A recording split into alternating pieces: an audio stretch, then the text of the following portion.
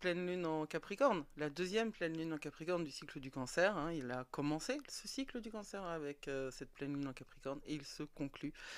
Et c'est pas n'importe quelle deuxième pleine lune. Elle a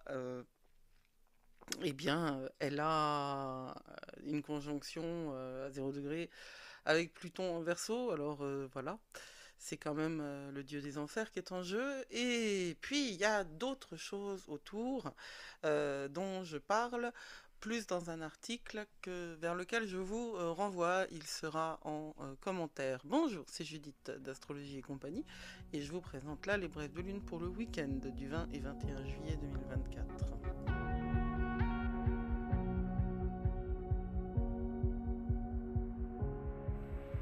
Et donc c'est le week-end de cette deuxième pleine lune en Capricorne. Mais on va commencer par samedi.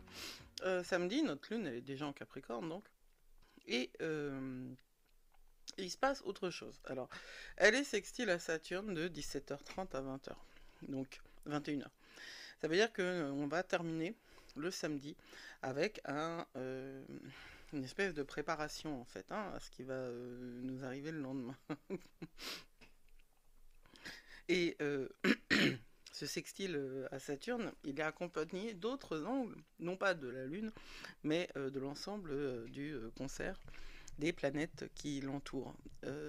Comme moi, je vois la pleine lune, la deuxième pleine lune en Capricorne comme la star, eh bien, les autres planètes autour me font un peu penser à un cœur antique qui vont raconter l'histoire, qui vont mettre le contexte et pas n'importe quel contexte. Non seulement samedi 20, c'est le premier jour de Mars en Gémeaux. Mars en Gémeaux, ça est une très très bonne nouvelle, hein, parce que on va avoir une poussée d'adrénaline, une poussée de communication, d'envie, surtout quand on est dans le business, hein, qu'on est indépendant. On va avoir, c'est tout à fait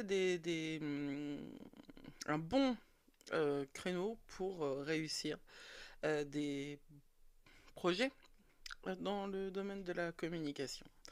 47 jours de Mars en Gémeaux qui commence le 20 juillet. Et puis, on a aussi Mercure qui est carré à Uranus. Mars entre en Gémeaux. Les Gémeaux sont dirigés par Mercure. Mercure est carré à Uranus. C'est toujours ça qu'il faut voir en astrologie. C'est pas mal de choses qui sont imbriquées les unes dans les autres. Mercure carré à Uranus, hein, c'est vous aviez prévu un truc, eh ben c'est pas grave, il va se passer autre chose. Alors, abandonnez vos plans et embrassez ce qui arrive. De ce qui restera, eh bien, vous le verrez bien. Mais c'est très certainement pas ce que vous aviez prévu, parce que Mercure, c'est tout le côté intellectuel, cérébral, la rationalisation, voilà. La rationalisation, c'est pas de la grande pensée, hein, mais c'est la rationalisation, c'est ce dont on a besoin pour avancer, en fait, hein, aussi, on ne peut pas carburer qu'aux très grandes pensées, hein. Il faut aussi du concret, un truc rationnel, quoi. Et quand Uranus, pardon, se met en carré avec Mercure, eh ben, on a intérêt à être souple. Parce que si on est psychorigide, eh ben, on va s'en prendre plein les dents. Ça ne va pas fonctionner. Il est obligatoire d'aller avec le flot. Vous savez bien quand même que Uranus, hein, quand il rentre dans le jeu, c'est pour tout mettre par terre. Hein. Si vous voulez discuter, si vous voulez imposer votre loi à Uranus, c'est comme si vous discutiez avec une tornade. C'est pas très malin. Voilà, voilà, voilà. Bon, ce sera peut-être un transit qui va vous mettre en overspeed. Donc faites attention. Si vous avez alors des tas d'idées, des tas de downloads, des tas de trucs qui vous arrivent, notez-les. Vous ne vous accrochez pas trop. C'est pas obligatoirement ce qui va rester le lendemain. Ça peut quand même devenir important. Donc notez-les. Vous pouvez aussi. Ça dure 4 jours ce transit quand même, hein. Vous pourrez aussi devenir très très. Enfin, c'est épuisant des transits comme ça pour les cerveaux agités. C'est épuisant. Alors on a aussi Vénus qui est sextile à Jupiter et qui va nous aider à être avec le flow justement, sans devenir trop psychorigide. Et euh, c'est important que Vénus soit sextile à Jupiter ce jour, parce que, bon, Vénus sextile à Jupiter, c'est du bon, hein. C'est une forme d'ouverture des portes du bal pour danser sous la lune de la manière la plus somptueuse et sensuelle possible. Et comme Mars est aussi trigone à Pluton pour fêter sa première journée en Gémeaux, il s'est trouvé en trigone à Pluton. Euh, Vous savez que c'est très important, hein, quand il y a un ingress comme ça, le premier aspect important, eh ben, il va donner la couleur. Alors, Mars en Gémeaux, ça va nous offrir, comme je le disais, hein, la possibilité de réussir. Comme c'est trigone à Pluton et que c'est pas un petit aspect, ça va être une réussite liée avec notre gestion des mondes souterrains, notre gestion de nos ombres et de la manière dont on gère aussi les ombres des autres et de la projection de ce qu'on fait, de notre travail. Alors, je le dis, je le répéterai toujours. Euh, le job, faire son job d'humain, c'est prendre conscience de ce qu'on envoie et prendre conscience de ce que on voit. On est tous. Anaïs Nin le disait, on ne voit pas les choses comme elles sont, on voit les choses comme nous sommes. Alors, je paraphrase, certainement, elle devait le dire mieux que ça. Mais la substance de cette idée-là, c'est que nous avons toujours nos lunettes, nos lunettes sur le nez, et que nous sommes toujours dans une lecture du monde qui se fait soit à l'intérieur de nos biais de confirmation, soit en opposition à nos biais de confirmation, mais il faut être sacrément avancé pour être distancié totalement de ces biais-là. On ne peut pas, en vérité, être complètement distancié. Ce qu'on peut faire, ce qu'on peut avoir, c'est une conscience. Hein, la conscience de ça, et tout simplement savoir que cette hyperréactivité-là, à ce moment-là, elle signale quelque chose de nous. Alors, quand Mars est trigone à Pluton, eh bien, ça donne quoi, hein? Eh bien, ça donne, d'abord, ça donne de la motivation. Quand Mars est en jeu, on a toujours de la motivation, on a toujours une énergie qui est dirigée. Et Pluton est aussi très acté, très agi par la Lune, hein, puisque Pluton est au degré zéro du Verseau et est complètement conjoint. Et là, moi, je vous parle de samedi, mais on est très très près de ce dimanche où la Lune est pleine. Donc, Pluton et la Lune sont assez proches. Quand Mars est trigone à Pluton, ça dure du 20 au 23, du 20 juillet 20h15 au 23 juillet 15h25. Eh bien, c'est le leadership qui est mis en valeur aussi.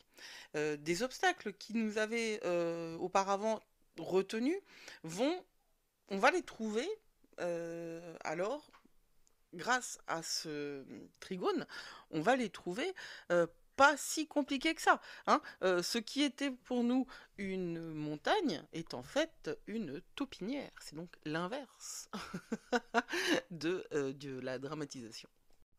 Et ça, c'est quand même une bonne nouvelle. Alors, on va prendre les bonnes nouvelles. Ce qui se passe avec Mars trigone à Pluton, c'est aussi tout ce qui est de l'ordre de la sexualité. J'en parlais en début de semaine. C'est une sexualité pure, non pas au sens où il y a de l'impureté, dans le sexe, c'est une sexualité pure au sens où elle a une dimension mystique et sacrée. Comme Pluton est en jeu, il peut y avoir aussi un désir de manipulation qui va être peut-être plus fort que vous. Alors c'est pour ça que j'en reviens à ce que je disais tout à l'heure, on est conscient de ces ombres et on fait attention si on sait qu'il y a en nous cette dimension-là de manipuler par le sexe ou de manipuler l'autre ou soi-même, par le sexe, eh bien, c'est pas recommandé parce que ça nous fait plonger dans les abysses. Il y a une espèce d'urgence en sexuel quand Mars est en jeu. Et quand Mars est en trigone avec l'enfer, avec les mondes souterrains, avec tout ce qui nous agit sans qu'on en soit conscient. La libido, elle fait partie de ce domaine-là, elle fait partie de ce registre-là, surtout dans notre société. On ne vit pas dans un monde où la relation qu'on a au sexe est saine. Ça, c'est clair, c'est de... Enfin, je veux dire, c'est clair. Voilà, point. Alors, sur un plan individuel, c'est à chacun de faire son job et de voir où il en est et de voir de quelle manière ça peut être vécu. Donc voilà pour ce samedi qui est quand même bien costaud, hein, et qui nous prépare à ce dimanche qui est pas mal costaud non plus. Donc dimanche, bien, c'est le jour de la pleine lune, absolument, avec tous les aspects importants que j'ai évoqués et développés dans la vidéo et dans l'article de blog. Les deux liens seront notés sous cette vidéo ou ce podcast-là. On est toujours avec le trigone de Mars à Pluton dont je parlais, on est toujours Mars en Gémeaux, on est toujours avec Mercure qui est carré à Uranus comme hier, Vénus qui est sextile à Uranus comme hier, donc ça ne change pas. Il y a un truc en plus, c'est que le Soleil est trigone à Neptune, et ça c'est une très bonne nouvelle, on va en profiter. Ce Soleil-là qui illumine notre Lune est trigone à Neptune, ce qui nous donne grandeur, rêve,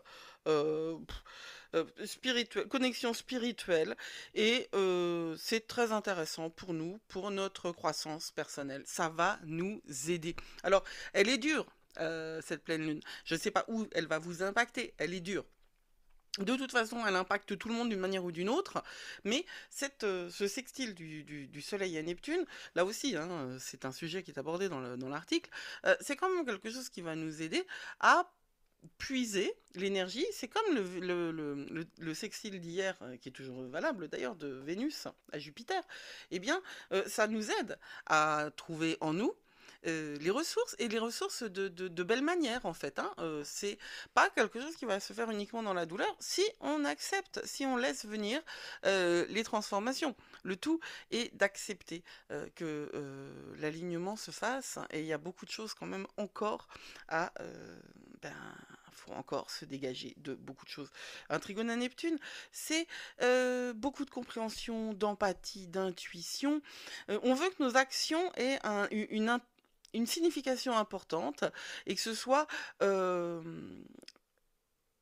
savez, c'est cette expression que les Américains ont beaucoup,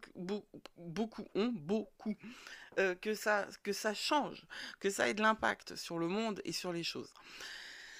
Alors moi j'espère que vous pourrez puiser dans cette énergie-là. Faites vos rituels samedi soir ou dimanche. Le dimanche, la lune elle va changer rapidement de signe. C'est-à-dire que la pleine lune a lieu exactement à 12h16, hein, entre 12h16 et 13h16, et que à 13h26, notre lune quitte, il y a un tout petit vide de course, elle quitte le Capricorne pour arriver en Verseau. Alors, qu'est-ce que ça change? Bah, ça change pas grand-chose, parce que l'ensemble est suffisamment puissant. Et puis que le Verseau, en l'occurrence, va nous aider très fort. Donc, le rituel, vous le faites samedi soir, vous le faites dimanche matin, vous le faites dimanche midi, vous le faites dimanche soir, mais vous le faites. Vous trouvez un rituel qui vous convient, vous validez, vous ritualisez, vous actez, vous corporalisez les transformations qui se passent en vous, tout ce qui peut vous heurter, tout ce qui peut vous libérer selon votre thème actuel, tout ce qui se transforme. Écrivez-le, prenez le temps de l'écriture, parce que l'écriture, le journaling, permet la distance. Il n'y a rien de mieux que le journaling. Hein. Ça, on peut toujours causer, on peut toujours s'exprimer, c'est très important de communiquer, c'est très important de verbaliser, mais écrire, c'est thérapeutique. Écrire, c'est le geste qui sauve. D'ailleurs, je suis en train de concevoir une formation sur le sujet qui a un titre qui va être un peu comme ça. Mais je le dis pas parce que c'est une surprise. Donc, écrivez, ritualisez, brûlez ce que vous avez à brûler, dansez sous la lune, hurlez à la lune, faites ce qu'il est nécessaire de faire dans la grandeur de votre âme et de votre relation au divin, parce que c'est ça qui vous permettra d'être mieux demain et de continuer à vivre cette drôle d'année qui qui est 2024, l'année du phénix. N'oubliez pas que c'est ça notre objectif, hein, c'est l'année du phénix. Allez, prenez soin de vous. Je vous souhaite une très très belle pleine lune et puis un bon week-end parce qu'il n'y a pas que la pleine lune ce week-end. Prenez soin de vous, vous êtes plus fort que vous croyez. Blessed be.